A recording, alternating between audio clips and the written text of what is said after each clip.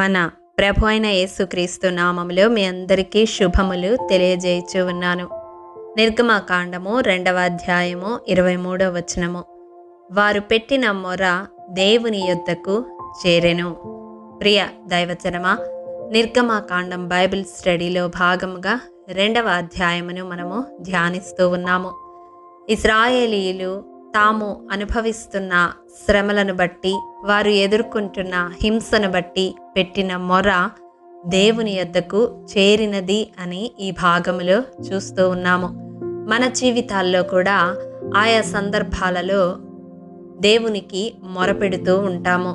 కానీ మన మొర దేవుని యొద్దకు చేరుతుందా లేదా అనే సందేహాన్ని మనము కలిగి ఉంటాము. మన మొర దేవుని వద్దకు చేరాలి అంటే మనం ఏ రీతిగా మొరపెట్టాలో వాక్యపు వెలుగులో మనము ఈ దినం ధ్యానించుకుందాము. 145వ కీర్తన 19వ వచనం ప్రకారం దేవుని యందు భయభక్తులు కలిగి మొరపెట్టే వరముగా ఉండాలి.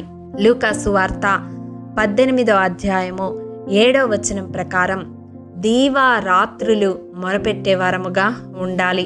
అవును, ఎడతెగక మన మొర దేవుని సన్నిధికి చేరాలి.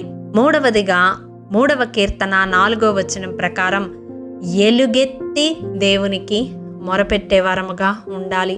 మనం ఎదుర్కొంటున్న సమస్య తీవ్రతను బట్టి ఒంటరిగా ఎలుగెత్తి మన హృదయములోని వేదన అంతటిని దేవునికి మొరపెట్టే వరముగా ఉండాలి. 145వ కీర్తన 18వ వచనం ప్రకారం నామకార్థముగా కాకుండా నిజముగా దేవునికి మొరపెట్టే వరముగా ఉండాలి. హృదయపూర్వకంగా మన విన్నపములన్నీ దేవుని సన్నిధిలో మనము చెప్పుకునే వారముగా ఉండాలి. అంత మాత్రమే కాదు, 34వ కీర్తన 6వ వచనం ప్రకారం దేవుని ఎదుట దీనులమై మొరపెట్టాలి. అవును, ఆకాశమందు నీవు తప్ప నాకెవరున్నారు అని ఆయన వైపు దీనముగా కనులెత్తి చూచి మొరపెట్టే వారముగా మనముండాలి. 34వ కీర్తన 15వ వచనం ప్రకారం నీతిమంతులమై మొరపెట్టాలి.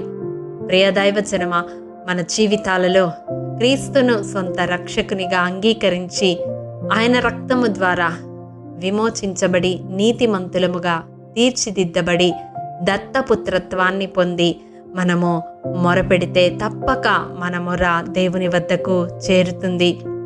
ఇక్కడైతే ఇశ్రాయేలీలు నిట్టూర్పులు విడుస్తూ మొరపెట్టినట్లుగా చూస్తూ ఉన్నాము. అవును, నిట్టూర్పులు మనము విడిచినప్పుడు 38వ కీర్తన 9వ వచనం ప్రకారం మన నిట్టూర్పులు దేవునికి దాసబడి ఉండవు. మనము పెట్టే మూలుగులు, నిట్టూర్పులు దేవుని వద్దకు చేరుతాయి.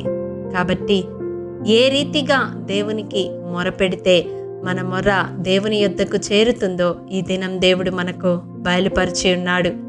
ఇప్పటి వరకు ఏ విధంగా మొరపెట్టారో మీరు నాకైతే తెలియదు, కానీ ఇక మీదట దేవుడు బయలుపరిచిన రీతిగా మీ మొర దేవుని వద్దకు చేరునట్లుగా మొరపెట్టవలసిందిగా ప్రభు పేరిట మనవి చేస్తూ ఉన్నాను. అప్పుడు తప్పక దేవుడు మీ మొరకు ప్రత్యుత్తరం ఇస్తాడు. అట్టి కృప దేవాది దేవుడు మనందరికీ అనుగ్రహించునుగాక. ఆమేన్. ప్రేమ నమ్మకము కలిగిన మా ప్రియ పరలోకపు తండ్రి, నీ పరిశుద్ధ పాదములకు వందనములు. దేవా, విత్తబడిన వాక్యమును ప్రతి హృదయములో నూరంతలుగా ఫలింపచేయండి. మా జీవితాలలో మా మొర మీ వద్దకు చేరాలంటే ఏ రీతిగా మేము మొరపెట్టాలో మీరు మాకు బయలుపరచిన రీతిగా మొరపెట్టుటకు మీ ఆత్మ సహాయమును మాలో ప్రతి ఒక్కరికి దయచేయమని యేసు అతి పరిశుద్ధ నామం పేరిట అడిగి పొందుకొని నాము తండ్రి. ఆమేన్. ప్రియ దైవజనమా, అనుదినము షారోన్ మన్నా ద్వారా అడగబడుచున్న నెంబర్ ఇన్ బైబిల్ క్విజ్ ప్రశ్నలకు సమాధానములు ప్రతి నెల మొదటి వారము కామెంట్ బాక్స్లో పోస్ట్ చేయబడతాయి.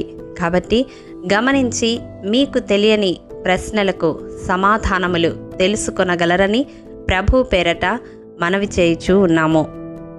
ప్రియ దైవజనమా, ఈ దినం బైబిల్ క్విజ్ ప్రశ్న: యేసు నతనయేలును ఏ చెట్టు క్రింద ఉన్నప్పుడు చూచెను? మీ సమాధానం మాకు తెలియజేస్తారు కదూ.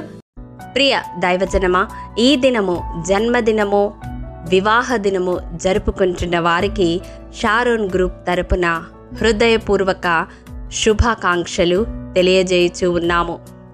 దేవుడు శ్రేయస్కరమైన ఆశీర్వాదములతో ఈ సంవత్సరాది నుండి సంవత్సరాంతము వరకు మిమ్ములను నింపాలని ప్రార్థిస్తూ ఉన్నాము. ఆమేన్.